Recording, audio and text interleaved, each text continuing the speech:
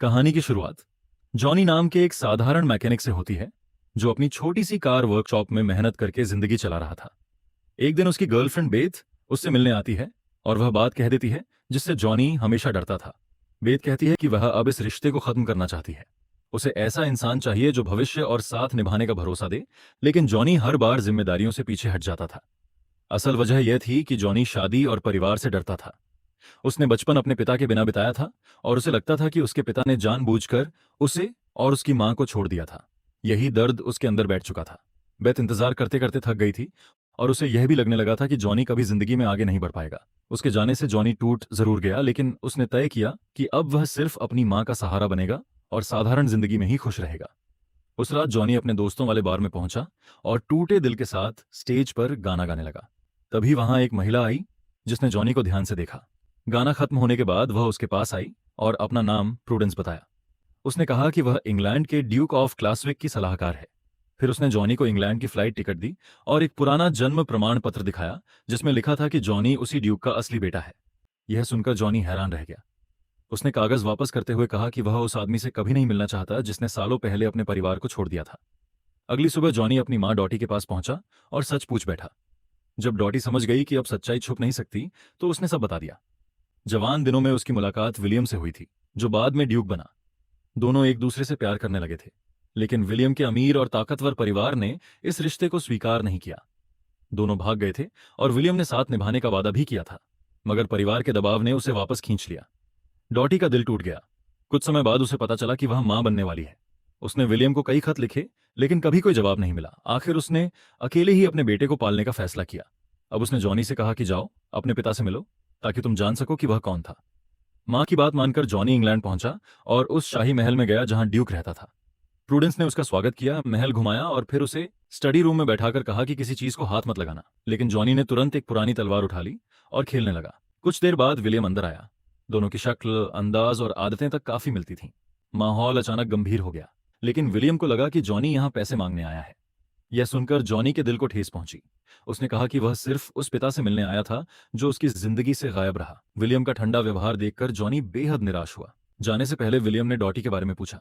Johnny ने गुस्से में कहा कि मेरी मां सिंगर बनना चाहती थी, लेकिन मुझे पालने के लिए उसने अपने सपने छोड़ दिए और छोटी मोटी नौकरियां करनी पड़ी। जॉनी वहां से निकलने लगा, मगर प्रूडेंस ने उसे रोका। उसने बताया कि जॉनी इस शाही खानदान का इकलौता वारिस है और आगे चलकर वही ड्यूक बनेगा। लेकिन जॉनी ने साफ कहा कि वह उस आदमी के साथ नहीं रह सकता। जब प्रूडेंस ने पूछा कि फिर जाओगे कहां, तो उसने झुंझलाकर कहा कि किसी होटल में रुक जाऊंगा। बाहर जाते हुए उसकी नजर गैराज में खड़ी एक पुरानी कार पर पड़ी। कार उसे पसंद आई, लेकिन धूल से ढकी हुई थी। उसने शीशे पर उंगली से लिख दिया कि इसे साफ कर दिया जाए। फिर वह पास के बार में पहुंचा जहां उसने मालिक का पुराना म्यूजिक बॉक्स ठीक कर दिया। तभी प्रूडेंस उसे ढूंढते हुए वहां भी आ गई। उसने कहा कि विलियम चाहता है कि जॉनी एक हफ्ता महल में रुके। जॉनी ने मना कर दिया। तब प्रूडेंस ने एक शर्त रखी। उसने कहा कि डार्ट्स का मैच खेलते हैं। अगर मैं जीत गई तो तुम्हें महल लौटना होगा, और अगर तुम जीते तो तुम वापस अमेरिका जा सकते हो। साथ ही तुम्हारी एक बात मैं जरूर मानूंगी। जॉनी ने सोचा कि वह आसानी से जीत जाएगा, मगर प्रूडेंस का निशाना बेहद सटीक था। वह आराम से मैच जीत गई। बाद में पता चला कि वह प्रोफेशनल खिलाड़ी रह चुकी है। हारकर जॉनी को महल लौटना पड़ा। महल पहुंचने के बाद उसे कमरा दिखाया गया। उधर प्रूडेंस आराम से बैठकर जॉनी की सोशल मीडिया तस्वीरें देखने लगी। तभी नौकरानी एनी अंदर आई और मुस्कुराते हुए बोली, क्या बात है, लड़का पसंद आ गया क्या? प्रूडेंस तुरंत शर्माकर बोली, नहीं नहीं, ऐसा कुछ नहीं है। अगली सुबह प्रूडेंस जॉनी के कमरे में गई तो उसने देखा कि जॉनी कई सालों से खराब पड़ा पुराना फोनोग्राफ ठीक कर रहा है। बाद में वह उसे साइकिल पर घुमाने ले गई ताकि वह ड्यूक की विशाल जमीन देख सके। उसने बताया कि ड्यूक ऑफ क्लासविक के पास करीब 42,000 एकड़ जमीन है, जिसमें खेती की जमीन, निजी चर्च और शाही परिवार की कब्रगाह भी शामिल है। कहानी आगे बढ़ती है जब पता चलता है कि पुराने ड्यूक ने आखिरी बची हुई दौलत भी खर्च कर दी थी और परिवार पर भारी कर्ज छोड़ गया था। इसी बीच प्रूडेंस जॉनी को एक फार्म पर ले जाती है जहां उनका स्वागत फिंच नाम के बुजुर्ग किसान ने किया। जॉनी की नजर तुरंत एक टूटी हुई मशीन पर पड़ी जो करीब 10 साल से खराब थी। पास पड़े चुकंदर ढेर को देखकर उसने पूछा, तो फिंच ने बताया कि अब चुकंदर से पहले जैसा फायदा नहीं होता। उसने यह भी कहा कि तुम्हारे पिता विलियम दिल के बहुत अच्छे इंसान हैं। उन्होंने कभी उन किसानों से किराया नहीं लिया जो ड्यूक की जमीन पर काम करते थे। वापसी के रास्ते में प्रूडेंस ने जॉनी की मुलाकात उसके कजिन एलिस्टर से करवाई। अगर जॉनी सामने ना आता तो वही अगला ड्यूक बनने वाला था। खेतों के बीच चलते हुए प्रूडेंस ने जॉनी से कहा कि एक बार ड्यूक बनने के बारे में जरूर सोचो, क्योंकि वह बिल्कुल नहीं चाहती थी कि एलिस्टर उस गद्दी पर बैठे। फिर उसने अपनी जिंदगी का सच बताया। उसके माता पिता सालों तक इस परिवार के लिए काम करते रहे थे, इसलिए वह महल में ही पली बढ़ी। जब वह सिर्फ 8 साल की थी तब एक हादसे में उसके माँ बाप की मौत हो गई। उस समय विलियम ने उसे अपने पास रख लिया, बेटी की तरह पाला, अच्छे स्कूल भेजा और हर सपना पूरा किया। इसीलिए प्रूडेंस दिल से उसकी एहसानमंद थी और चाहती थी कि अगला ड्यूक कोई योग्य इंसान बने, जैसे जॉनी। कुछ ही समय बाद महल में खास मेहमान आने लगे। उनमें एलिस्टर और उसकी माँ भी थे।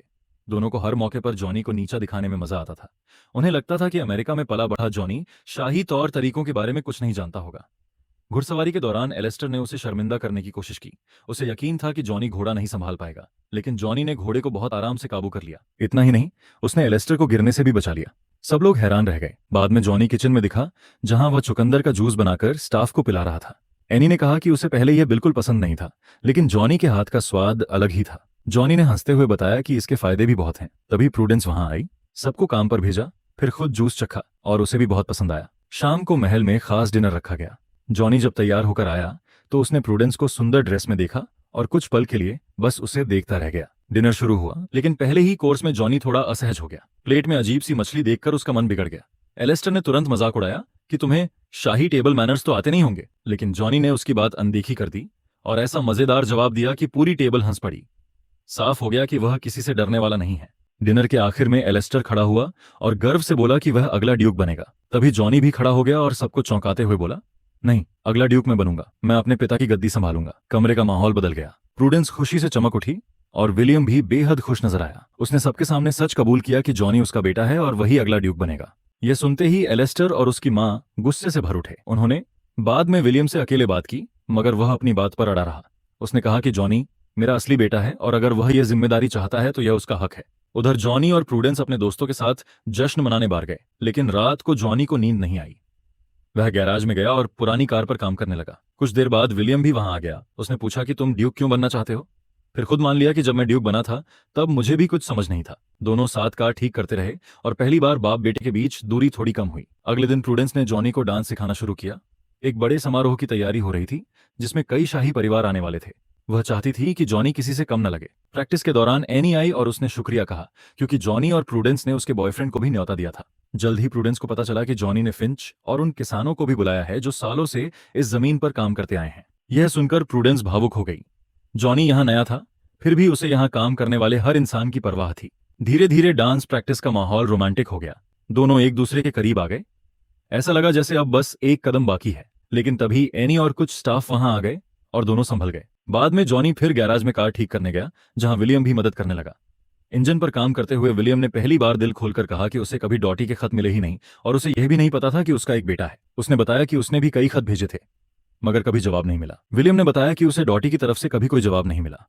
आखिरकार उसने मान लिया था कि शायद डॉटी अपनी जिंदगी में आगे बढ़ चुकी है। यह सुनकर जॉनी ने कहा कि मां को भी आपका कोई खत नहीं मिला था। तभी दोनों को समझ आया कि किसी ने जानबूझकर उन्हें सालों तक एक दूसरे से दूर रखा। माहौल भारी था, लेकिन जॉनी ने बात बदलते हुए कहा कि एक बार इंजन स्टार्ट करके देखिए। जैसे ही विलियम ने चाबी घुमाई, पुरानी कार जोरदार आवाज के साथ चल पड़ी। उसी पल दोनों के चेहरों पर खुशी लौट आई और वह बच्चों की तरह हंसने लगे।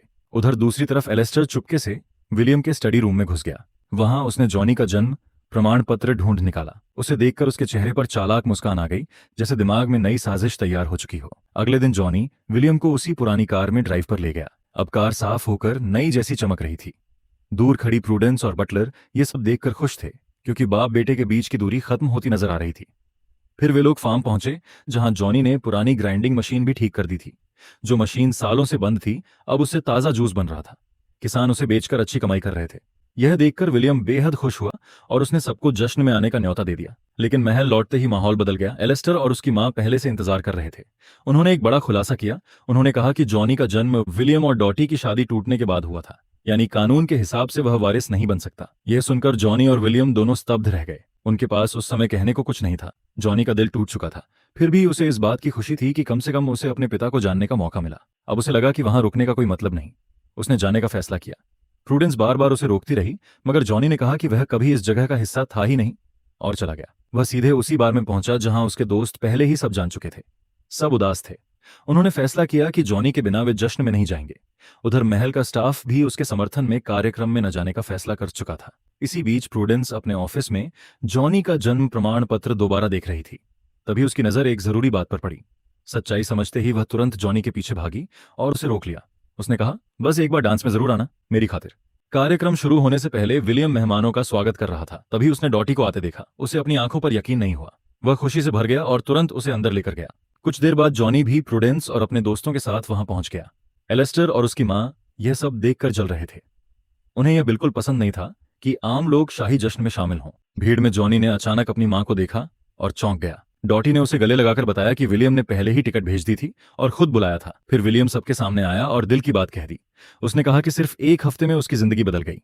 अपने बेटे की वजह से उसे अपनी खोई हुई खुशियां फिर मिल गईं। फिर उसने ऐलान किया कि जॉनी ही उसका अगला वारिस होगा। यह सुनते ही एलेस्टर गुस्से में सामने आ गया। उसने चिल्लाकर कहा कि जॉनी नाजायज है, वह ड्यूक नहीं बन सकता। तभी प्रूडेंस बीच में आई और असली सच सामने रख दिया। उसने बताया कि शादी खत्म करने वाले कागजों पर विलियम के दस्तखत नकली हैं। यह आसानी से साबित हो सकता है क्योंकि विलियम बाएं हाथ से लिखता है और उसके हस्ताक्षर की नकल करना लगभग नामुमकिन है। यह सुनते ही एलेस्टर घबरा गया और बहाने बनाने लगा। लेकिन विलियम ने सख्त आवाज में कहा, यहां से निकल जाओ। कुछ पल बाद जॉनी आगे बढ़ा और अपने पिता को गले लगा लिया। सालों की दूरी एक पल में मिट गई। फिर जॉनी ने अपने सपनों का ऐलान किया। उसने कहा कि वह यहां पीढ़ियों से काम कर रहे किसानों के साथ मिलकर एक जूस कंपनी शुरू करना चाहता है ताकि सबका भविष्य बेहतर हो सके। कहानी के आखिर में जॉनी ने प्रूडेंस को डांस के लिए बुलाया। धीरे धीरे बाकी मेहमान भी शामिल हो गए और पूरा हॉल खुशियों से भर गया। डांस के बाद जॉनी उसे गार्डन में ले गया और अपने दिल की बात कह दी। प्रूडेंस ने मुस्कुराकर हाँ कहा और उसे चूम लिया। इस तरह जॉनी को सिर्फ अपना परिवार ही नहीं मिला, बल्कि प्यार, सम्मान और नई जिंदगी भी मिल गई।